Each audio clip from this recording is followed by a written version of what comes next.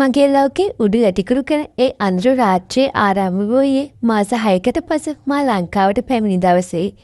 පිටාට රැකියාවක නිරතව සිට මම ඡායාට අපේ බබා ලැබෙන ළඟ නිසාම හදිසියේ අපසු ආවේ. ගුවන්තොටුපළේ නිවසට යනතුරුත් මගේ හිතේ තිබුණේ මිශ්‍ර හැඟීම් සමූහයකි.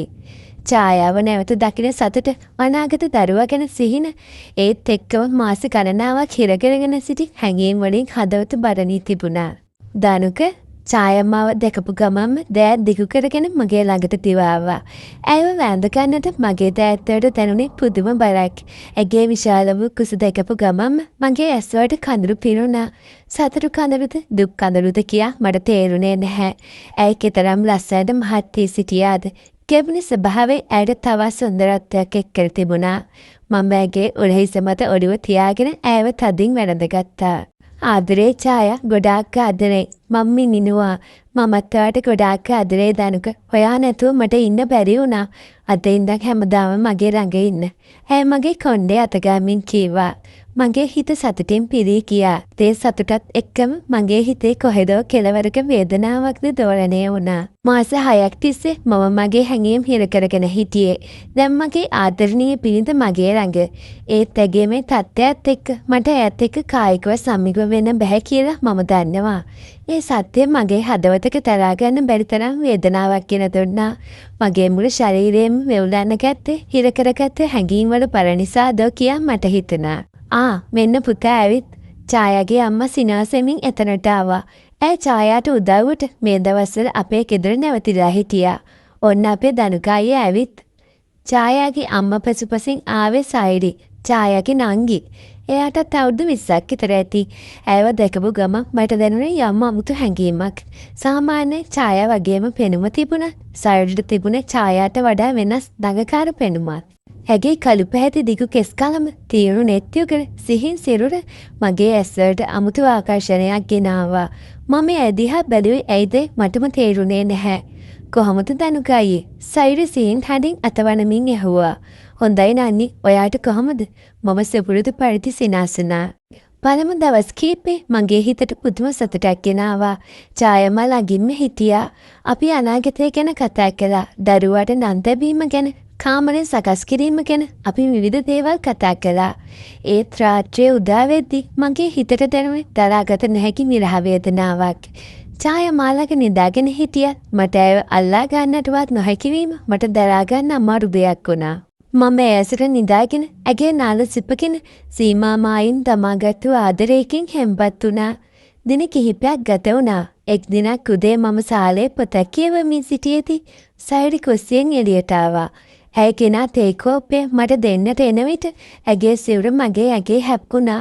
සොරි දනුකයියේ, ඇය ලැජ්ජාවෙන් කීවා. කමක් නැහැ නංගි. මම කෝප්පය ගෙන සිනාසුණා. ඒත් ඇගේ උණුසුම් සිවුර මගේ ඇගේ හැපුණ මොහොත මගේ හිතට අමුතු හැඟීමක් ගෙන දුන්නා.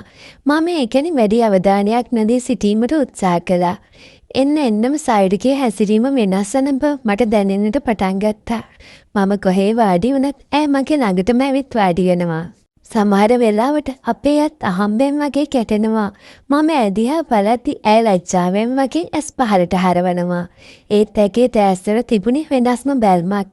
ඒ බැල්මෙන් මට කතා කරන්නට උත්සාහ කරන්නේ කුමක්ද මට තේරුණේ නැහැ. මාස ගණනාවක් හිර කරගෙන හිටි මගේ හැඟීම් මටත් නොදැනීම ඇවිස්සෙන්නට පටන් ගත්තා. දවසක් අපි තුන්දෙනා ඡායාගේ අම්මා සහ මම රෑ කෑම කමින් සිටියේදී සයිරි මගේ ළඟින්ම වාඩි වී සිටියා. ඡායාගේ අම්මා කුස්සියට ගිය මොහොතක සයිරි මගේ කාන්ට කරලා මිමිනවා. දනුකයි අක්කා නිදාගත්තට පස්සේ ඔයාට පුළුවන් ද රැට ටිකක් එළියට එන්න කාමරේ. මට රහසක් කියන්න තියෙනවා. ඇගේ හඬ මගේ හදවතට විදුලියක් වගේ වැදුනා. ඇයි අය මෙහෙම කියන්නේ? මොන රහසක්ද? මගේ හිතේ ප්‍රශ්න ගොඩක් ඇවිස්සුණා. ඒත් මගේ ඇඟ පුරාම සිහින් සීතලක් දුවගෙන ගියේ මට නොදැනීමයි. හරි නංගි, මම යාන්තම් කියාගත්තා. එදා රෑ මගේ හිතට නිින්දක් තිබුණේ නැහැ. ඡායා ළඟින්ම නිදාගෙන හිටියා. ඇගේ හුස්ම ගැනීමේ රිද්මේ මට පැහැදිලිව ඇහුණා. මගේ ඇඟට දැනුනේ වේදනාවක්, ඉස්කමක්. මම ඇදිහා බැලුවා. ඇයි කොතරම් අහිංසකද? මගේ හිතේ ඡායා කෙරෙහි තිබුණු ආදරයත්, මගේ මේ තත්ත්වය නිසා ඇති වූ වේදනාවත්, සෛරිකයේ ආරාධනාවත් එක්ක මගේ හිත මොහොතින් මොහොත වෙනස් වුණා. මධ්‍යම රාත්‍රියත් පහ වුණා. ඡායාගේ හුස්ම ගැනීම තවත් ගැඹුරු වී තිබුණා. හිමීට ඇඳෙන් නැගිට්ටා. මගේ හදවත වේගයෙන් ගැහෙන්නට පටන් ගත්තා. පාවාහන් වලින් තොර මම ඊටාම පරිස්සමෙන් කාමරෙන් එළියට ආවා. සාලේ පුරා අඳුර පැතිරී තිබුණත් කාමර අතරින් එන සිහින් ආලෝකය නිසා යම් තාක් දුරට තේවල් පෙනුණා. සාලේ කෙළවර වූ පුටුවක සෛරි වාඩිනින් මා එනතුරු බලා සිටියා. ඇය ඇඳගෙන හිටියේ ඊටාම සිහින් සිනිඳු ඇඳුමක්. ඒ ඇඳුමෙන් ඇගේ සිරුරේ හැඩේ මනාව ඉස්මතු වී පෙනුණා. ඇගේ මුහුණේ තිබුණේ අමුතු බැල්මක්. බියක්ද ආශාවක්ද කියා මට තේරුණේ නැහැ. නංගි මම ඇය ළඟට ගොස් ඊටම පහත් හදින් ඇහුවා. මොකක්ද රහස? මා ඇය ළඟට ආ විගසම ඇය අනපේක්ෂිත ලෙස මගේ දෑත්තලින් අල්ලාගෙන මාව ඇය ළඟට ඇදගත්තා. මට ඇගේ තද වුණා. මට මොහොතකට සිහිය නැති වුණා වගේ දැනුණා. මගේ මුළු සිරුරම ගැහෙන්නට පටන් ගත්තා. මාස ගණනාවක් තිස්සේ මම හිර කරගෙන සිටි හැඟීම් ක්ෂණයකින් ඇවිස්සුණා. මම ඇයව කදින් වැනදගෙන ඇගේ ගත්තා. උණුසුම් වූ අතර ආශාවෙන් පිරී තිබුණා. අනේ දලකායේ මට ඉන්න බෑ. සෛරි මිමිනුවා යමුද නාන කාමරයට. ඇගේ වචන මගේ හිතට තවත් බලපෑම් කළා. මටත් තවත් ඉවසගෙන ඉන්න බැරි බව මටම තේරුණා. මම ඇයව වඩාගෙන නාන කාමරයේ දෙසට ඇතුණා. නාන කාමරයේ දොර පරෙස්සමින් වසා දැමුවා.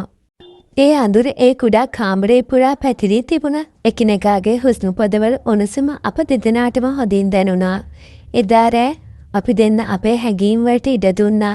මම මාස ගණනාවක් හිරකරගෙන සිටි සියලුම ආශාවන් පිට කරගත්තා. සෛරිත් මාහා සමානව උණුසුම් වුණා. කාමරේ පුරා පැතිර ගියේ අපේ හැඟීම් වල හඬයි. ඒ වෙලාව පිළිබඳ අපට කිසිදු අවබෝධයක් තිබුණේ නැහැ. අපි දෙන්න එකිනෙකාගේ ආශාවන් සපුරනතුරු ඒ රාත්‍රිය අපි එමු කරගත්තා. අවසානයේදී මගේ හිතට දරාගත නොහැකි වූ වේදනාවත් ඒත් එක්කම අමුතු ආකාරයේ නිදහසක්ද දැනුණා. එදායින් පස්සේ හැමදාම රැට ඡායා නිදාගත්තු ගමන්ම මම නාන කාමරයට ගියා. සෛරි මා එනතුරු එහි බලා සිටියා. ඒ නාන කාමරේ අපේම රහස් ලෝකයක් බවට පත් වුණා. නිති අපේ රහස්, අපේ ආශාවන්, අපේ ආදරේ අපෙන් වසන් කරගෙන සිටියා. මගේ හිතේ ඡායා කෙරෙහි ආදරේ තිබුණ. සෛරි සමග ඇති වූ මේ සම්බන්ධය මා වෙනත් ලෝකයකට රැගෙන ගියා. ඒ ලෝකයේ භයානක වුණත් මට එයින් මිදෙන්නට නොහැකි වුණා. බබා ලැබෙන දවස් ලං වෙන්න මේ සම්බන්ධයෙන් මගේ හිතට වද දෙන්නට පටන් ගත්තා. මේ වගේ කතා කියවන්න කැමති අය අපේ සබ්ස්ක්‍රයිබ් කරගෙන යන්න. මේ කතාව ලස්සනයි නම් ලයික් එකක්, කමෙන්ට් එකක් දාගෙන යන්න අමතක කරන්න එපා.